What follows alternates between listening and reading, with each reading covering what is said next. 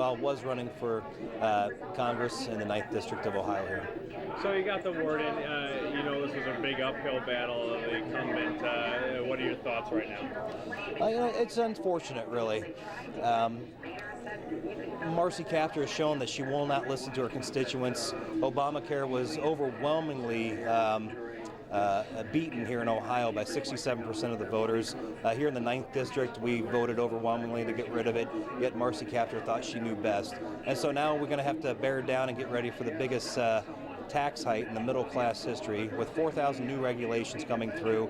So it's going to be a rough next couple years. Hopefully, the 9th District decides to think a little bit harder next time, and we'll put somebody in there that actually wants to work for everybody, not just the Democrats, but Democrats, Republicans, Independents, union, non-union. So it's unfortunate, but that's just the way of things right now.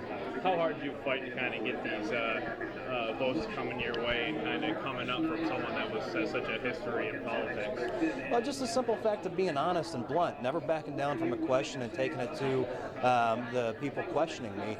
Listen, Republicans and Democrats have both screwed up, and the taxpayer, you and I, are on the hook for it. We need regular people in there that understands what it's like to put an honest day's work in and have to get good results to keep our jobs. Unfortunately, Congress right now, filled with Republicans and Democrats, can keep on doing the same thing, keep blaming each other, and not actually accomplish anything. And the taxpayer, you and I, are on the hook for that. And so it's just, again, like I said, unfortunate. Now, though you didn't come out with the win, you've got a pretty substantial following as it stands. Is this the first of what we see in the future for you? What do you got planned? Well, the next step is actually to focus more on the veterans organization. Some friends and I started a couple years ago. Getting real work done, actually helping real people, regardless of their political persuasions, and making a difference in the community, and not talking about it, but actually getting it done. And so we're going to focus on that. I'm also going to focus on keeping alive replacing the tax code. People are always complaining still that the rich are getting richer and the poor are getting poorer. Well, neither party's really fixing the problem. So it comes down to replacing that tax code and pulling the reform back, or regulations back a little bit. Listen, the auto industry failed for a reason, and it's not because the white-collar guys are getting paid too much and the union guys are getting paid too much. It came down to our tax code and the regulations. I walked from one end of this district to the other end of this district. Nobody wanted to drive a Volt, but the federal government keeps shoving it down our throat. So we need to get the business back in control, get the federal government out of our own business. And has this race and all this, all the things that you've gone through, has this kind of given you more opportunity to expand on that every American belief? Well, listen, a